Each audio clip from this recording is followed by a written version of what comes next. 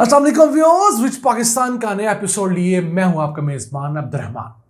पाकिस्तान के सबसे बड़े एयरपोर्ट ने अहम संग मील अबूर किया है। यहां पर पहली फ्लाइट ने कामयाब लैंडिंग की है। ये पाकिस्तान का नया ग्वादर इंटरनेशनल एयरपोर्ट है। ये 4300 एकड़ पे बनने वाला एयरपोर्ट है। इसमें कितने लाख मुसाफिर सालाना आएंगे, कितना कार्गो हैंडल होगा, इसके अलावा यहाँ पर रेफ्रिजरेशन की सहूलियात होंगी और मज़ीद क्या तफसीलात हैं, ये आज की वीडियो में आपके साथ डिस्कस करेंगे। इसके अलावा आपको ये भी बताएंगे कि ग्वादर को किस पाकिस्तानी वज़ीर आज़म ने ओमान से ख़रीदा था, वरना आज भी ग्वादर ओमान का हिस्सा होता और इंडिया उसे हमारे खिलाफ इस्तेमाल कर सकता था।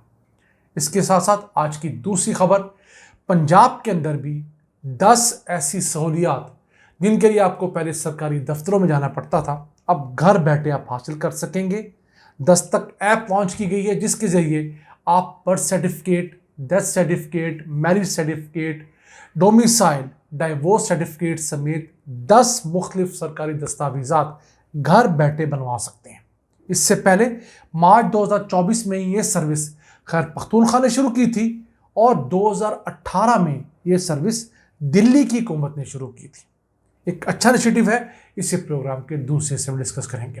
लेकिन पहले चलते हैं आज की सबसे अहम खबर की तरफ। पाकिस्तान के अंदर बनने वाला सबसे बड़ा international airport new Gwadar international airport बहुत हद तक मुकम्मल हुआ है। उसने अहम संग मील अबूर किया है कि वहाँ पर पहली फ़्लाइट ने कामयाब लैंडिंग की है।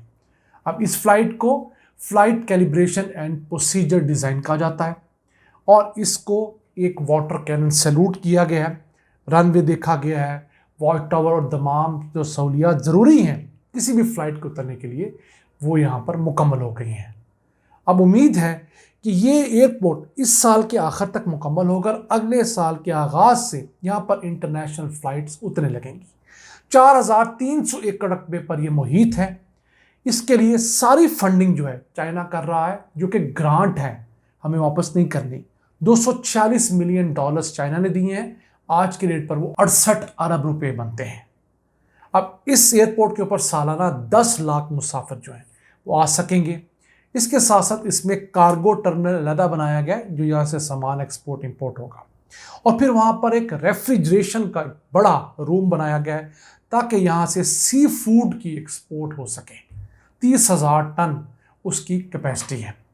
अब पाकिस्तान के अंदर बनने वाला ये 11वां इंटरनेशनल एयरपोर्ट है, सबसे बड़ा तो है, और फिर ये ग्रीन फील्ड इंटरनेशनल एयरपोर्ट है। दूसरा ग्रीन फील्ड एयरपोर्ट है ऐसा एयरपोर्ट जो हम लोग स्क्रैच से बना रहे हैं। इससे पहले हम लोगों ने जो एयरपोर्ट स्क्रैच से बनाया एक बड़ा एयरपोर्ट वो था इस्लामाबाद इंटरनेशनल एयरपोर्ट। ये दूसरा बड़ा एयरपोर्ट है। इस एयरपोर्ट की खासियत और भी है कि इसका रनवे बहुत बड़ा है जिस पर दुनिया के सबसे बड़े जहाज़ बासानी लैंड कर सकते हैं। अगर इसके रनवे की लेंथ डिस्कस करें तो 3658 मीटर है, चौड़ाई इसकी 75 मीटर है। इस रनवे पे दुनिया का सबसे बड़ा जहाज़ एयरबस A380 या बोइंग 747-8 भी लैंड कर सकता है। छोटे जहाज़ तो बासानी लैंड कर ही पाएंगे।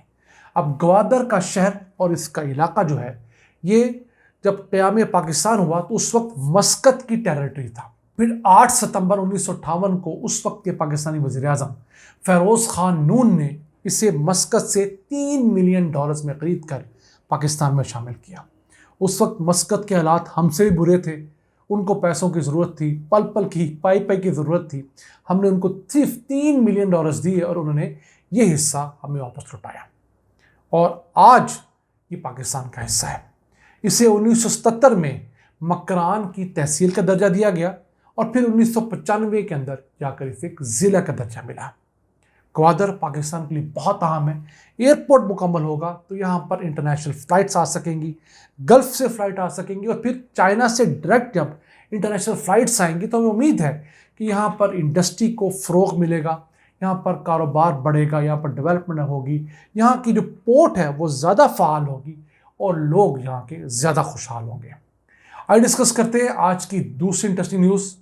पंजाब के अंदर दस्तक ऐप लॉन्च की गई है। एक ऐसी एप्लीकेशन है जो आप मोबाइल में डाउनलोड करें तो आपको 10 सरकारी दस्तावेज़ात के लिए किसी दफ्तर नहीं जाना होगा।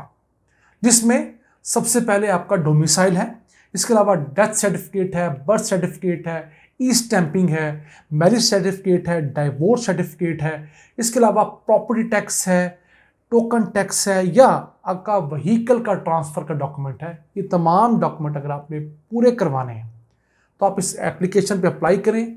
एक सरकारी लड़का आपके पास आएगा, राइडर, वो आके आपसे मुतल्लिका कागजात पर साइन करवाएगा। एक फ़ीस आपको चार्ज की जाएगी और फिर आपके दस्तावेज़ात लेकर मुतल्लिका महकमे में जाएगा। वहाँ से 8 से 10 सरकारी दिनों के अंदर, यानी कि वर्किंग डेज के अंदर, आपका डॉक्यूमेंट बनवाकर आपको घर पर डिलीवर कर दिया जाएगा। एक अच्छा इनिशिएटिव है। इसके बाद इन सर्विसेज को बढ़ाकर 330 सर्विसेज तक करने का ऐलान किया गया है। यानी कि 330 डॉक्यूमेंट मुख्तलिफ लोगों की ज़रूरियात कैसे होते हैं, जिनके लिए उन्हें सरकारी दफ्तरों में जाना पड़ता है। सबसे पहले टाइम लगता है, फिर पैसा लगता है, और फटीक अलहदा है, रिश्वतें अलहदा देनी पड़ती हैं। ये बहुत कामयाब मॉडल है, सिर्फ पाकिस्तान में नहीं, दुनिया भर में तो ये चल रहा है। हमारे हमसाए इंडिया के अंदर जब अरविंद केजरीवाल की हुकूमत आई 2018 के अंदर दिल्ली के अंदर, तो उन्होंने वहाँ पर दिल्ली में इसको शुरू किया। इब्तिदा में 40 सर्विसेज, 40 डॉक्यूमेंट्स ऐसे थे जिसके लिए आप सरकार को कॉल कर सकते थे, वो आपको घर पे आके डिलीवर करते थे। अब उसे बढ़ाकर 58 कर दिया गया है। अब तो राशन कार्ड और इवन राशन की तकसीम जो सरकार देती है गरीबों को, वो भी इसी सर्विस के ज़रिए की जाती थी। अब इसे वहाँ के पंजाब में भी लागू किया गया है। पाकिस्तान के अंदर खैर पख्तूनख्वा का सूबा पहला सूबा था जिसने 31 मार्च 2024 को इसी सर्विस को वहाँ लॉन्च किया था। आप स्क्रीन पर उसका अखबारी तराशा और मज़ीद तफसीलात देख सकते हैं। तो अच्छी बात है, पंजाब इस मामले में आगे आया है और ये तमाम की तमाम चीज़ें शुरू की हैं। इस सहूलत के ज़रिए 70,000 से 1 लाख नौजवानों को जॉब्स मिलेंगी।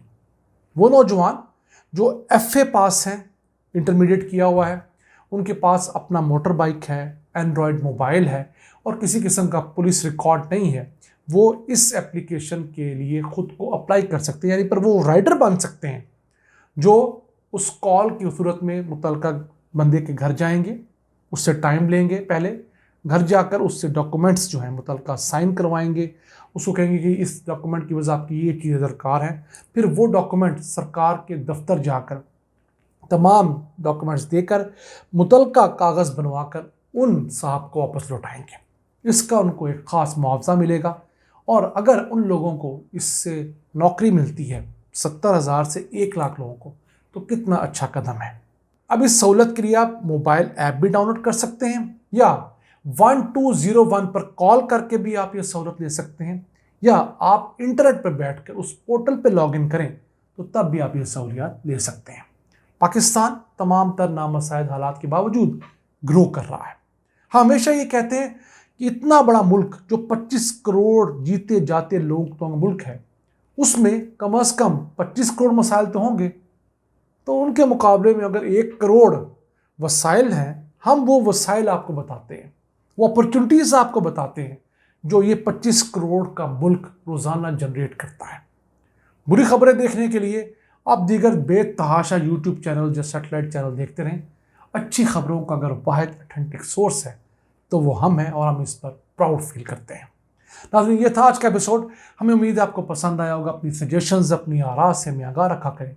अपने मेज़बान अब्दुर्रहमान को इजाज़त दीजिए। अल्लाह के